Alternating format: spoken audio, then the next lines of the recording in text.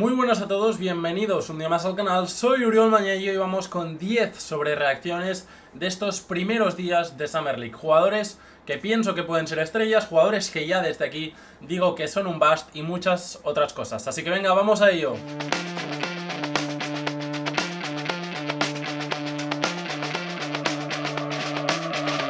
En el vídeo de hoy vamos a dar 10 sobre reacciones, 10 overreactions, ¿no? Que se le llama en inglés y lo ha hecho mucha gente y es por eso que quería dejar aquí este vídeo con 10 propuestas, ¿no? Por llamarlo de alguna manera mías.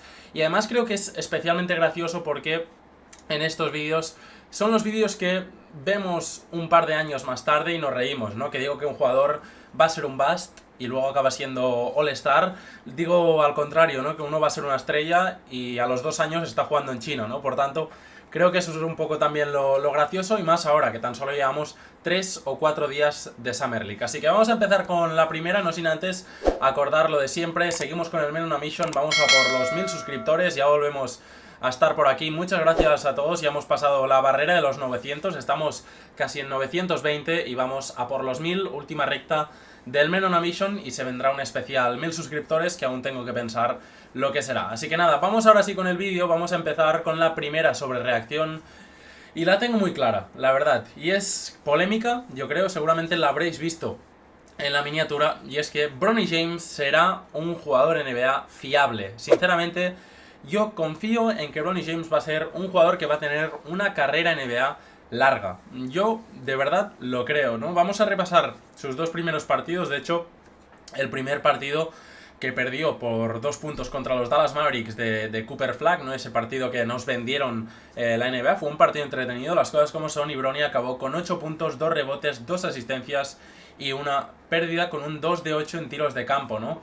Pero bueno, dejó buenas sensaciones, dejó momentos, ¿no? Sobre todo los más virales en los que defendía a Cooper Flag, que es lo que más viral se hizo, ¿no? Por decirlo de alguna manera.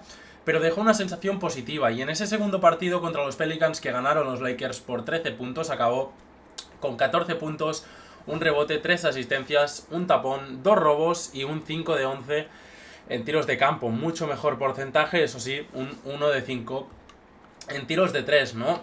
A mí al menos me da una sensación positiva y yo creo que sobre todo tenemos que tener en cuenta que es un jugador que aspira a ser un jugador NBA a medio plazo, nunca a corto plazo, ¿no? Porque mucha gente al simple pensamiento de decir es el hijo de LeBron James tiene que ser el nuevo LeBron, ¿no? Y no es así, es un jugador completamente distinto, ya tan solo con el físico lo podemos ver, aunque sí que es cierto que es un jugador muy bouncy, ¿no? Que tiene mucho salto y eso sí que es claramente de LeBron. Al final Bronny creo que no llega al 1,90, es unos 6,2, es decir, que son fácilmente 15 centímetros menos que su padre, ¿no? Pero bueno, yo lo que le digo a la gente que no ha visto Bronny James y que le critica, ¿no? Es que no debéis esperar a que el año que viene sea un jugador NBA ya.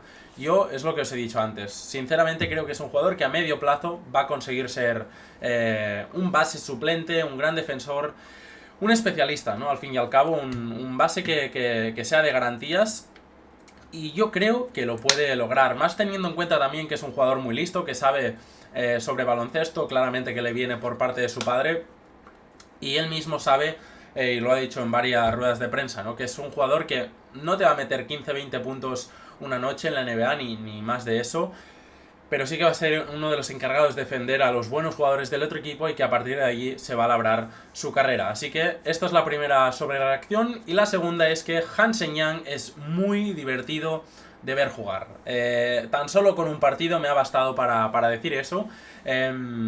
Y simplemente es a impresiones generales, ¿no? Lo que se ha visto es muy, pero que muy divertido de ver, ¿no? Yo de hecho critiqué mucho su pick en su día hace, nada, 3 semanas o así que fue el draft. Y lo critiqué, de hecho, lo sigo criticando, sigo pensando que los Blazers podrían haber caído, ¿no? Y haberlo escogido más bajo, pero bueno, no se la quisieron jugar, escogieron con el 16 cuando era un jugador proyectado al 35-40. Pero bueno, sinceramente, creo que puede llegar a ser muy bueno. El techo es altísimo, es uno de los jugadores con un potencial más alto de este draft, aunque también con más riesgo, ¿no?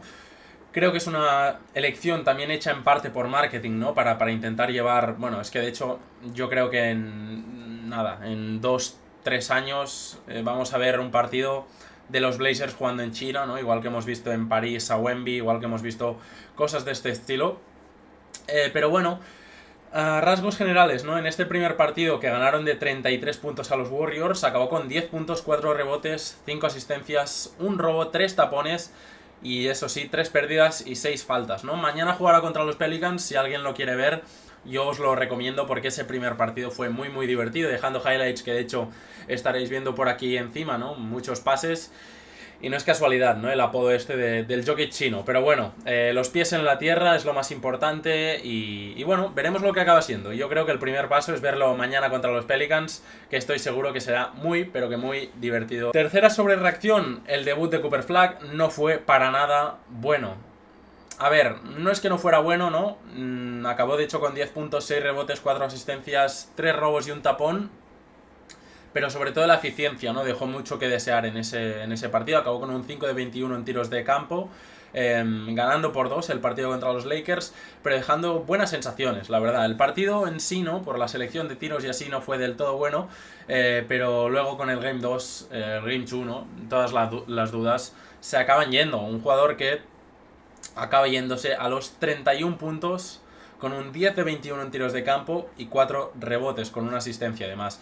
En un partido que perdieron por 7 contra los Spurs, pero es que lo más llamativo es que él metió 31 puntos, todos los Dallas Mavericks metieron 69. Es decir que metió casi la mitad de los puntos de su equipo, ¿no? Además con la noticia de que no volverá a jugar en la Summer League, y normal, porque en el primer partido ya lo vimos, es un jugador que físicamente va sobrado, y mira que es de los jugadores más jóvenes que entrará a la NBA el año que viene, pero va muy sobrado físicamente y se le nota. La verdad es que con el balón ya en las manos se le nota, la sensación de verlo en pista ya también se le ve que está muy hecho, y el debut no fue bueno, pero Cooper Flag va a ser un estrellón. Y aprovecho que hablo de Cooper Flag para decir un subapartado dentro de este, es que Andrew no, Nembhard, pero el hermano, que es decir, Ryan Nembhard, me encantó. Ya sabía que era un base muy listo, que era un general de parqué, ¿no? Por así decirlo, pero lo que vi en ese primer partido, bueno, recordemos que ha firmado un two-way, que jugará con los Dallas Mavericks, y yo creo que, sobre todo a principio de temporada que no estará Kyrie Irving, puede aprovechar y mucho las oportunidades. Acabó con 21 puntos en su debut, y bueno, un jugador muy parecido a Andrew, a su hermano que juega en los Pacers, que con estas finales que ha hecho y estos playoffs ya muchos lo conoceréis, pero que me parece, es cierto que tiene un punto menos de físico, ¿no? Pero sí que creo que tiene un punto más de inteligencia con el balón en las manos, que es que ve mejor el juego, ¿no? Lo lee mejor y tiene mucha mejor visión de juego, ¿no? Por tanto, creo que es un jugador distinto a su hermano, pero también muy parecido, y que creo que va a conseguir hacerse un hueco en la NBA, y me recuerda a jugadores estilo Tyus Jones, ¿no? Vamos con el cuarto, este quizás polémico, y es que no veremos españoles este año en la NBA, y me refiero en este caso a Isaac Nogués y a Ethan Almansa. Incluso podemos añadir por aquí un poco a Eli Ndiaye, ¿no? Ellison Ndiaye. Empezamos hablando de Isaac porque todavía no ha jugado en estos dos partidos, estas dos victorias de los Sacramento Kings. Ha jugado un total de 0 minutos, así que yo supongo que con este Exhibit Contract, ¿no? Este contrato que firmó, le van a cortar, y entonces jugará con los Stockton Kings, ¿no? Recuerdo que podéis ver por el canal el vídeo en el que hablamos sobre qué es un Exhibit 10 con los ejemplos de Isaac e Ethan, ¿no? Pero bueno, ojalá Isaac tenga una oportunidad, porque si le han dado este contrato es porque de verdad han visto algo en él que les gustan, y más siendo de aquí de Badalona, que me alegraría un montón, y de verdad que ojalá tenga esa oportunidad. Y después, el caso de Ethan es un poco distinto, un jugador que ha tenido poca importancia con los 76ers, y bueno, de momento tan solo han jugado un partido, que perdieron por cierto por 41 puntos contra los San Antonio Spurs. Y Ethan acabó con 4 puntos, un rebote, un robo en 6 minutos, casi 7 minutos, con un 2 de 2 en tiros de campo, ¿no? No estuvo mal, la verdad, se le vio enérgico, se le vio aportando intensidad, pero el problema de Ethan viene por los jugadores que tiene por delante, ¿no? Por ejemplo, Johnny Broome, pick 30 y algo, 40 y algo de este draft, Adem Bona, igual, otro pivot de UCLA. Bueno, Broome es de Auburn, pero Adem Bona era de UCLA y era el que estaba por delante de Adaimara. Y después Dominic Barlow. Son 3 jugadores que juegan entre el 4 y el 5, y que además otro indicador de que se va a comer G-League, Ethan, es que le han dado un contrato two-way a Dominic Barlow, ¿no? Han gastado uno de los 3 posibles contratos two-way en él, así que supongo que Ethan no va a tener esa posibilidad y entonces se va a ir al equipo filial, ¿no? de los 76ers. Y hablando de Eli Ndiaye, es cierto que tiene un two-way y ya veremos. Pero bueno, un primer partido correcto, en el segundo no jugó por molestias, pero bueno, físicamente se le ve más hecho que a los demás y defensivamente es muy bueno. En ataque sí que es cierto que deja más dudas, pero si es capaz de anotar unos tiros, bueno, esos 2-3 tiros que va a tener desde la esquina, pues puede llegar a ser un jugador NBA. Tengo dudas sobre este año, pero bueno, veremos si los Hawks acaban dándole oportunidad, ¿no? Al ser un two-way, yo creo que va a debutar en la NBA. Y bueno, supongo que algunos os habréis alarmado, ¿no? Porque he hablado de españoles y no he mencionado al español más laureado, ¿no? Por así decirlo de momento en esta G-League, que es Hugo González. No había hablado de él y es que, bueno, yo creo que merecía un apartado, ¿no? Otro apartado para él. Tuvo un gran primer partido, con 12 puntos, 2 tapones, un robo, 5 asistencias, 4 rebotes y un 4 de 12 en tiros de campo, 3 de 5 en triples y un 1 de 5 en tiros libres. Y en el segundo partido no jugó por molestias, ¿no? Pero sobre todo la sensación que dejó fue muy buena, ¿no? Dejando mucha energía, defendiendo toda la pista, defendiendo además a los mejores jugadores del otro equipo como J.J. Jackson y como Jalen Wells, que son jugadores ya establecidos en la NBA. Y la verdad es que yo a Hugo lo vi muy muy bien. Y mi conclusión es que tengo muchas, pero que muchas ganas de ver a los Celtics esta próxima temporada, ¿no? Teniendo en cuenta que no estará Tatum, teniendo en cuenta los traspasos que ha habido de jugadores importantes en la rotación como Porzingis, como Holiday, y veremos si Anthony Simons acaba saliendo también, veremos Sam Hauser o Jaylen Brown incluso, lo dudo bastante ahora, ¿no? Jaylen Brown ya, pero creo que serán muy divertidos y este año vamos a ver bastante, creo, a Hugo González. Y además me gusta también porque hay un punto de competitividad dentro del equipo, ¿no? Que creo que será una competitividad sana, ¿no? Y es junto a Baylor Scheierman y a Jordan Walsh, 2 jugadores veteranos de la universidad que son bastantes más mayores, ¿no? que Hugo, pero que también están allí entre G-League y los Celtics, juegan en el ala también. Y yo creo que ese punto de competitividad les puede ir bien a los 3 jugadores, ¿no? Es cierto que Scheierman es más bueno, puede llegar a jugar de 2, pero es un tirador más estático, y Walsh sí que es más parecido a Hugo, pero de momento todo lo que hemos visto sobre Hugo están siendo halagos, así que veremos a Hugo González porque yo tengo muchas ganas de verlo. Y vamos con el sexto, en el que hablo de Joan Beringer, el pick 17 del draft, y mi sobrereacción es que puede llegar a ser un gran pivot para la NBA. No creo que vaya a ser All-Star, no creo que vaya a ser un jugador en el que basar tu construcción de plantilla, pero sí que creo que puede ser un estilo de cuarto, quinto jugador importante en el equipo, algo estilo Clint Capela, algo estilo Jalen Duren, algo así, ¿no? Para jugar con bases, y es que es normal que tenga esta sobrereacción, porque el debut fue espectacular. En una victoria por 7 puntos contra los Pelicans, acabó con 11 puntos, 6 tapones, 8 rebotes y una sensación en el campo muy buena. La verdad es que lo que enseñó, ¿no? Lo que mostró en ese primer partido Joan Beringer fue algo sencillamente espectacular. Es cierto que en el segundo partido bajó un poquito esto, con 7 puntos, 7 rebotes, de los cuales 5 fueron ofensivos, y un tapón, ¿no? Bajó bastantes tapones, pero creo que para los Minnesota Timberwolves puede ser un jugador muy bueno, y más teniendo en cuenta que creo que Rudy Gobert le puede ejercer muy bien como mentor. La verdad es que tengo ganas de verlo. Creo que en 3 años o así puede ser el pívot titular, ¿no? de este equipo para el proyecto de Anthony Edwards. Y me gusta, la verdad es que lo que vi de Joan Beringer me gusta mucho, el pívot que jugaba en CDVita aquí en Europa, y que tengo ganas de verlo en NBA. Ojalá se adapte bien, porque el físico que tiene y el atleticismo que tiene es sencillamente brutal. Vamos con el séptimo, y es sobre Kasparas Giacoussionis. Y es que Kasparas Giacoussionis, si le das el balón, va a ser un robazo del draft.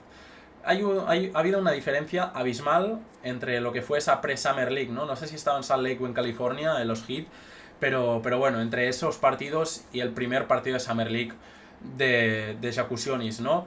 Un jugador que en ese primer partido acabó con 24 puntos, 4 rebotes, 4 asistencias y sobre todo lo más destacable es que acabó con un 5 de 9 en el triple. Y la gente que hemos seguido a Jakusionis sabemos que en el triple no es un jugador del todo fiable, que sí que puede trabajar en ello y acabar siendo fiable, pero hasta el momento no había demostrado una regularidad en ese aspecto, ¿no? El segundo partido sí que fue un poco peor, las cosas como son, pero bueno, aquí es un mensaje mío para los Heat y es que tenéis que darle el balón a Kasparas Jakusionis.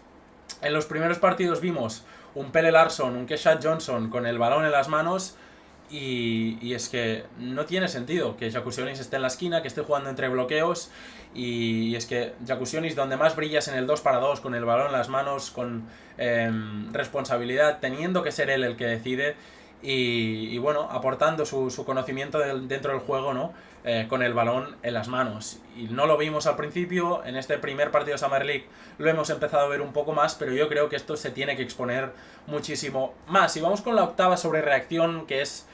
yo creo que no es una sobrereacción, yo creo que era un niño chillando, por favor, que le sacaran del baúl donde estaba encerrado con 15 candados. Y es que Rich Shepard, por favor, Houston Rockets, por favor, dadle una oportunidad ya. En su primer partido de Summer League acabó con 28 puntos, 4 rebotes, 4 asistencias, 4 robos y 3 tapones, midiendo tan solo 1,88. Y en ese segundo partido que jugaron los Rockets, 18 puntos, 4 rebotes, 1 asistencia, 3 robos. Es cierto que en este segundo acabó con 6 pérdidas, pero es que Rich Shepard lo está pidiendo a gritos, ¿no? Está pidiendo una oportunidad. En ese primer año que tuvo, recordad que fue el pick 3 del draft anterior, no tuvo oportunidades prácticamente. Y este año yo creo que no lo puedes dejar pasar más, ¿no? Has traspasado a Cam Whitmore porque decías que no eras un equipo para desarrollar talento y a Rich Shepard te lo has quedado. Por tanto, espero por favor que le des importancia, que le des minutos y que sea un jugador que bueno, es cierto que no será titular este año, pero que tenga minutos, que pase los 20-25 minutos por detrás de Fred VanVleet y poco a poco vayamos viendo como los minutos de Fred VanVleet bajan y los de Rich Shepard suben, ¿no? Así que eso es lo que yo espero y más teniendo en cuenta cómo está el backcourt actual de los Rockets, que tan solo está Aaron Holiday, Fred VanVleet, Rich Shepard y supongo que Amen Thompson este año que ha jugado más en el 3-4 pues pasará al 1-2 porque es donde debemos verlo. Pero bueno, el titular es, por favor, Houston Rockets, dadle los minutos que merece a Rich Shepard. Y vamos con el penúltimo, con la penúltima sobrereacción, que es que los Nets están muy, pero que muy necesitados. Necesitan un pick alto, como el comer, y son muy, pero que muy malos. Este año en NBA van a ser todavía más malos, lo sabíamos, ¿no? En el momento que escoges a 5 primeras rondas del draft, pues ya lo ves, pero de momento pinta bastante mal, ¿no? Hay que hablar de Nolan Traoré, es el que más me ha gustado, me atrevo a decir, Nolan Traoré, sobre todo en ese primer partido que vi. A los Nets tampoco los he visto tanto. Después Ben Saraf, que yo supongo que volverá a Ratio Farm o volverá a Europa un añito más, ¿no? Un draft and stash y después ya veremos si acaba teniendo carrera en NBA o no. Pero yo, la verdad es que lo veo en Europa bastante. Después está Igor Demin, el pick 8, que tuvo un buen primer partido, bueno, a tramos, ¿no? Más que nada, con, bueno, en algunos momentos demostrando que podía añadir rango, ¿no? Añadir tiro a su arsenal. Después está Drake Powell, que no jugó, y Danny Wolf, el pivot especialito, por así decirlo, porque es muy raro de ver. Que bueno, es bueno Danny Wolf, lo sabíamos, no es nada que nos pille por sorpresa, pero bueno, los Nets van a ser muy malos y ya pueden rezar para cuando sean malos, que tengan suerte, no como los picks de este año que les han caído a buenos equipos, y que recen por un Divansa, por un Darren Peterson, por un Cam Buther, y que a partir de allí pues sean capaces de reconstruir, ¿no? Yo creo que también es un poco por el camino por el que iban los picks del draft de este año. Y nada, además os tengo que decir, he visto un top 10 de prospectos para el 2026 y creo que será un vídeo que se vendrá pronto en el canal, así que estad atentos porque es una primera pasada, una primera ojeada de talentos para el año que viene. Y después cerramos este vídeo con un jugador quizás bastante menos mainstream, perdonad. Un jugador que muchos de vosotros no conoceréis si no seguís la NBA y sois unos frikis del draft. Y hablamos de Daron Holmes. Y mi sobrereacción es que Daron Holmes va a ser otro jugador de rol más para los Denver Nuggets. Fue el pick 22 del año pasado, tuvo una lesión que no le permitió jugar en toda la temporada ni un solo minuto, y este año yo creo que va a aportar mucho. He visto momentos de partido, ¿no?, de los Denver Nuggets, fijándome sobre todo en Daron Holmes, por ejemplo en el primer partido contra los Milwaukee Bucks, y me gustó mucho el tipo de jugador que es, no lo había visto tanto, la verdad. Lo malo que tiene es que han fichado a Balanchunas, ¿no?, en ese traspaso con Dario Saric. Lo bueno es que tampoco tiene prisa porque se acaba de recuperar de la lesión como tal y sigue siendo un jugador joven, y es muy distinto a Jonas Balanchunas, y creo que el hecho de que sea un jugador capaz de abrir el campo, ¿no?, puede llegar a jugar con Nikola Jokic y ser un 4 suplente detrás de Aaron Gordon, ¿no?, aunque en el 5 es seguramente la posición donde más lo vimos en universidad, ¿no? Pero bueno, ha tenido dos buenos partidos, el primero que acabó con 15 puntos, 4 rebotes y un 3 de 5 en triples, el segundo 8 puntos, 6 rebotes y un 2 de 5 en triples, así que es otro jugador más para añadir a los Balanchunas, Bruce Brown, Tim Hardaway, Cam Johnson y todos estos jugadores que han dado un cambio 360, ¿no?, de rumbo del proyecto de los Denver Nuggets con el traspaso de Michael Porter Jr. Así que nada, dejamos el vídeo por aquí, pero antes quería dar dos menciones honorables, que quería hacer un top 10 y por esto no los he añadido, por eso los comentaré rápido, que son los New Orleans Pelicans, que la verdad es que tanto Fierce como Quinn me dan mucho miedo. No me atrevo a añadirlos porque no quiero decir que sean un bust, porque son dos de los jugadores con más techo y menos suelo del draft de este año. Y después también a los Thunder. Ya sabéis que yo, como fan de los Thunder, no me los puedo dejar en ningún vídeo, y hablo específicamente de Ajay Mitchell, jugadorazo que ya el año que viene va a ser de la rotación. Nikola Topic, bueno, me está gustando, la verdad, aunque creo que también en Europa podría potenciar mucho más el juego, y también hay esa pregunta, ¿no? Si Micic no consiguió jugar, ¿qué va a hacer que Topic juegue? Es cierto que Topic es un jugador mucho más joven y eso lo puede ayudar mucho más. Y después quería hablar de Brooks Barheiser, que es un poco para dónde va, sobre todo el por qué los he añadido. Un 2-3 que yo creo que puede ser un jugador de rotación para los Thunder para los próximos 2-3 años, a partir de los próximos 2-3 años, perdonad. Una leyenda de la Universidad de Northwestern, que pocos equipos estaban dispuestos a draftearlo, yo creo, y al final Sam Presti hace un pick típico suyo y escoge a un jugador veterano que pocos equipos lo iban a escoger, seguramente, o prácticamente ninguno, y que me ha gustado mucho los partidos que he visto. Así que nada, ahora sí, dejamos el vídeo por aquí, espero que os haya gustado.